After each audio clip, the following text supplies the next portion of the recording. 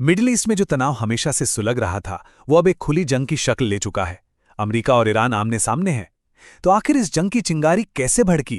पहले कुछ घंटों में ऐसा क्या हुआ जिसने सब कुछ बदल दिया, और इसका असर पूरी दुनिया पर क्या पड़ रहा है? चलिए आज इसी को समझने की कोशिश करते हैं। तो बात है 28 फरवरी 2026 की। यही वो तारीख है जब अमेरिका और इजराइल ने मिलकर ईरान के खिलाफ एक बहुत बड़ी मिलिट्री कार्रवाई शुरू कर दी। एक ऐसी कार्रवाई जिसने समझिए पूरे के पूरे रीजन को हिला के रख दिया। तो सवाल ये उठता है कि अमेरिका ने आधिकारिक तौर पर क्या कहा, उनका मकसद क्या था?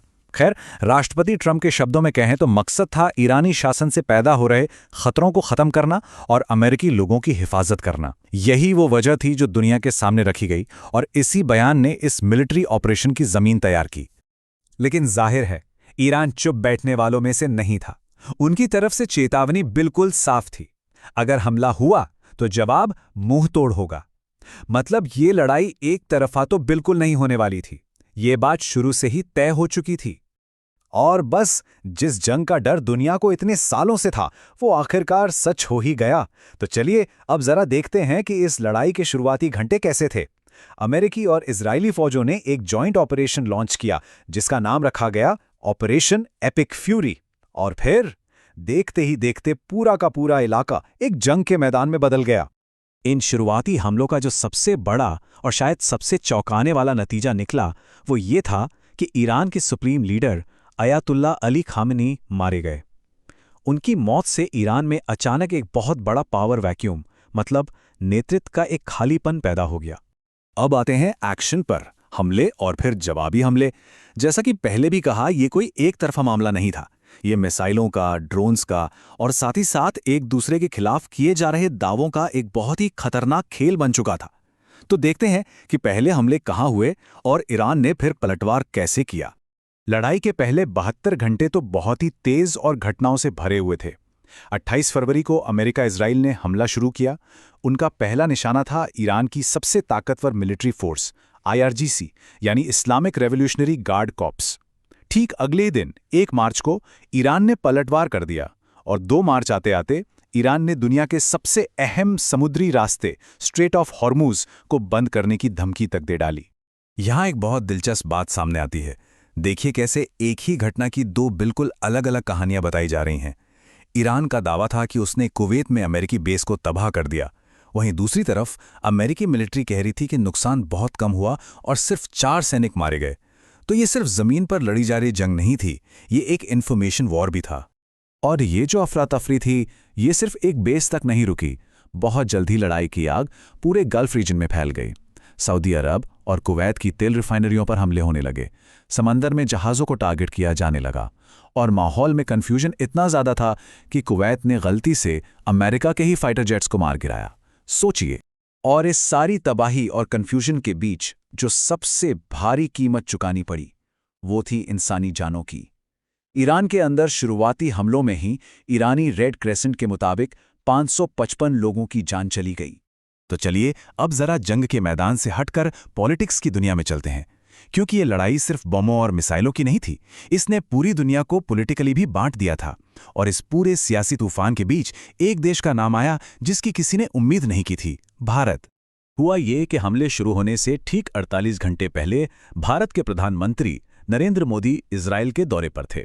यहां वो इजरायली पार्लियामेंट नेसेट में सम्मान हासिल कर रहे हैं। अब जाहिर है इस दौरे की टाइमिंग ने एक बहुत बड़ा पॉलिटिकल विवाद खड़ा कर दिया। अब इस दौरे को ठीक से समझने के लिए भारत की डीहाइफिनेशन पॉलिसी को जानना जरूरी है। आसान शब्दों में इसका मतलब है कि भारत इजराइल और फिलिस्तीन के साथ अपने रिश्तों को अलग अलग करके देखता है, एक साथ जोड़कर नहीं। और भारत ऐसा इसलिए करता है ताकि वो मिडिल ईस्ट में दोनों तरफ से अपने रिश्ते अच्छे रख सके, जो उसके एनर्जी और स्ट्रेटेजिक जरूरतों के लिए जरूरी है। लेकिन इस बार इसी पॉलिसी के तहत हुई इस विजिट की टाइमिंग पर गंभीर सवाल खड़े हो गए। भारत के अंदर विपक्ष ने इस दौरे की जबरदस्त आलोचना की। कांग्रेस पार्टी ने तो इसे सर्वोच्च नैतिक कायरता तक कह दिया। उनका आरोप था कि जंग शुरू होने से ठीक पहले इस दौरे ने भारत को इजराइल के कैंप में खड़ा दिखा दिया। जवाब में सत्ताधारी पार्टी बीजेपी ने भी उतना ही तीखा पलटवार किया। उन्होंने एक आलोचक की तुलना फिल्म गजनी के उस किरदार से कर दी जिसे शॉर्ट टर्म मेमोरी लॉस होता है। तो इससे अंदाजा लगाया जा सकता है कि यह मामला भारत में कितना बड़ा घरेलू पॉलिटिकल मुद्दा बन चुका था। अब अगर हम इंटरनेशनल लेवल पर देखें तो दुनिया साफ साफ दो हिस्सों में बटी हुई नजर आई।